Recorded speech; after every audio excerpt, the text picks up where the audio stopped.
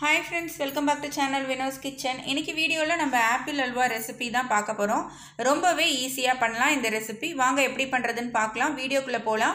அதுக்கு முன்னாடி சேனலை சப்ஸ்கிரைப் பண்ணாதவங்க ப்ளீஸ் சப்ஸ்கிரைப் பண்ணிக்கோங்க. பக்கத்துல இருக்க பெல் ஐகானையும் மறக்காம பிரஸ் பண்ணிக்கோங்க.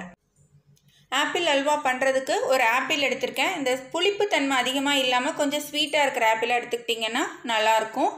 இந்த மாதிரி பீசஸா கட் பண்ணி நல்ல பேஸ்டா அந்த மாதிரி அரைச்சு எடுத்து வச்சுக்கோங்க.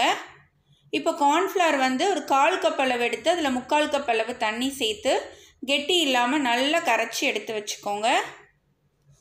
இப்போ கார்ன்ஃப்ளவரும் வந்து நல்லா கரைச்சி எடுத்துக்கிட்டாச்சு. ஆப்பிளையும் நம்ம நல்லா கட் பண்ணி பேஸ்ட் பண்ணிட்டோம். இப்போ நம்ம வந்து அல்வா பண்ண வேண்டியதான். ஒரு பேனில் வந்து 2 டீஸ்பூன் அளவு நெய் சேர்த்துக்கோங்க. இந்த அல்வாவுக்கு வந்து அதிகமாக நெய் தேவைப்படாது. தேவையான அளவு உங்களுக்கு விருப்பமான அளவு நீங்கள் பாதாம் முந்திரி இந்த மாதிரி சேர்த்துக்கலாம். நான் பாதாம் முந்திரியும் நல்லா இந்த மாதிரி பொடியாக நறுக்கி சேர்த்துருக்கேன். அதை இந்த நெய்யிலே வந்து நல்லா வறுத்துக்கிறேன். நல்லா இந்த கிறிஸ்பினஸ் வர அளவுக்கு இந்த பாதாமையும் முந்திரியும் நல்லா வறுத்துக்கோங்க.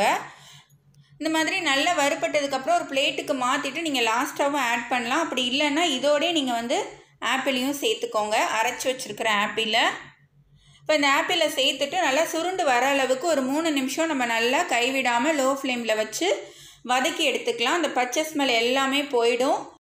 அதில் இருக்கிற தண்ணி எல்லாமே வற்றிட்டு நல்லா சுருண்டு வந்துடும். ஆப்பிள் கலரும் வந்து நமக்கு நல்லா சேஞ்ச் ஆகி வரும். இப்போ பாருங்கள் நல்லா கலர் சேஞ்ச் ஆகி வந்துருச்சு, நல்லா சுருண்டு வந்துருச்சு. இப்போ நம்ம கார்ன்ஃப்ளவர் மிக்ஸை வந்து சேர்த்துக்கலாம். இதோட நீங்கள் கார்ன்ஃப்ளவர் மிக்ஸை சேர்க்கும்போது ஸ்பூனை வச்சு இந்த மாதிரி மிக்ஸ் பண்ணி விட்டுட்டு அதுக்கப்புறமா சேர்த்துக்கோங்க. இல்லைன்னா மாவு மட்டும் அடியில் நல்லா தங்கிடும். இப்போ நீங்கள் சிம்மில் வச்சுட்டு ஸ்டவ்வை கைவிடாமல் நல்லா மிக்ஸ் பண்ணி விடுங்க. ஏன்னா நம்ம கார்ன்ஃப்ளவர் மிக்ஸை சேர்த்ததுமே வந்து கெட்டிப்படும். பாருங்கள் உங்களுக்கே தெரியுது, நல்லா திக்னஸ் கொடுக்குது. திக்கான கன்சிஸ்டன்சி வர வரைக்கும் நீங்கள் கைவிடாமல் மிக்ஸ் பண்ணி விட்டுட்டே இருங்க. இப்போ பாருங்கள் நல்லா திக்காக ஆயிடுச்சு. இப்போ இதில் 1 டீஸ்பூன் அளவு நெய் சேர்த்து நல்லா மிக்ஸ் பண்ணிக்கோங்க. உங்களுக்கு கரண்டி வச்சு மிக்ஸ் பண்ணுறது கஷ்டமாக இருந்ததுன்னா இந்த மாதிரி விஸ்கர் யூஸ் பண்ணிக்கலாம். பேனில் ஒட்டாமல் நல்லா சேர்ந்த மாதிரி வரும்.